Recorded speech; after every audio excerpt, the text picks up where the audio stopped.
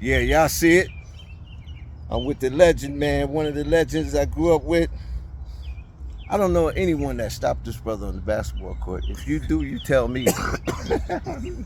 And everybody watching this that know us. But without further ado, I ain't gonna even say no more. This is the Marvin Bosco Bell.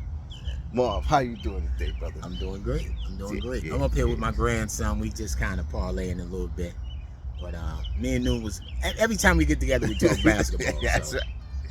Yeah, that's just the way it go for us. We basketball royalty. Like, we ain't regular. That's right. You know, and everybody that is watching, if you wasn't there, you heard it, and if you was there, you felt it. So I don't know what to tell you. Yeah. We don't have to impress you or try to make you think we this or think we that. We basketball royalty. Yeah. Now, boss, I've been speaking yesterday a little bit about how the game has changed from then and now. And I was speaking about how, well, I actually didn't speak about the coaching aspect. Boz played for one of the better coaches in Patterson, if not the best.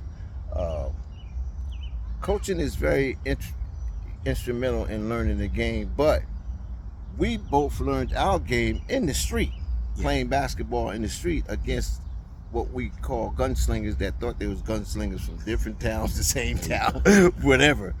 And then we took our game to high school and college, but those coaches only wanted to, or their only job was just to show us the fundamentals of the game with refs. Right. There you go. That's the difference. So that's a big difference right there.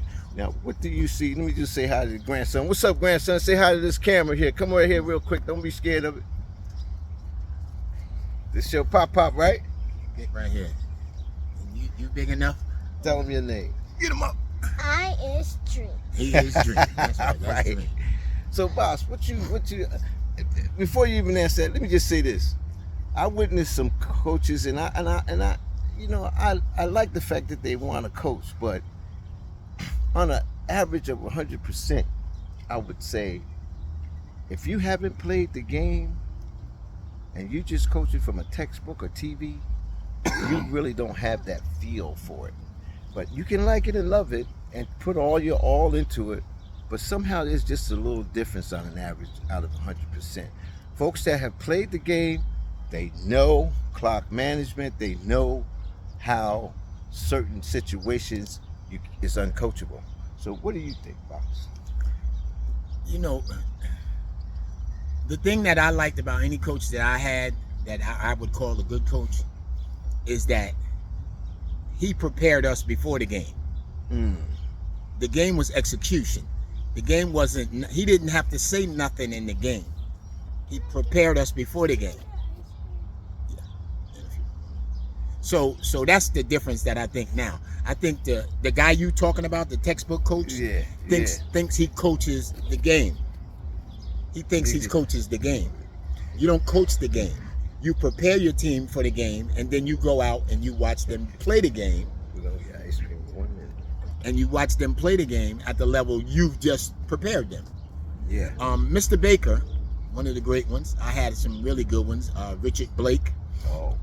Blake. Alan McGriff. You know, I've had some really great coaches. They prepared you before. Mr. Baker came to Eastside in my second year. My first year we had another coach named Bill Toole, but Mr. Baker came in our second year. So that summer, before Eastside's September school start, I saw Mr. Baker for the first time in my life, and this is what he said to me. He said, "Oh, you Bosco Bell, huh?" I said, "Yeah."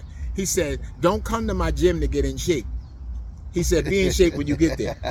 And I never forgot that, because that was my formula anyway to be ready.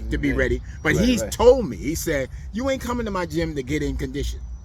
You need to be ready to roll." See, that I don't like that kind of stuff. Even though it's just a caring thing, but you know, you don't know who's who these days. If he fall and she pushed him, I'm gonna be mad. You know? Okay. But I think the only difference right now, and I like the way you make the 100% example. Yeah. There's a group that thinks you coach the game. You don't coach the game, to me. No. You coach the team before the game, and you watch them execute what you told them to execute. Nah, boss, I want to say, yeah, what you doing over there? He should know what One mistake come out. He should know what he's doing. Is that coaching? He should know what he's doing. That's not coaching, man. He should know what he's doing. Coaching. He should know.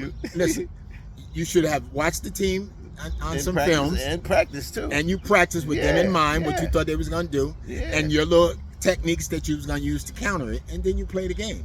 If you coach in the game, your team ain't prepared. You ain't prepared. You ain't prepared. And listen, all those who's watching that played against this brother, team-wise, or one-on-one, or 3-on-3s, you know who this is. I can't give him props enough. I do you like the social media say. Comment below.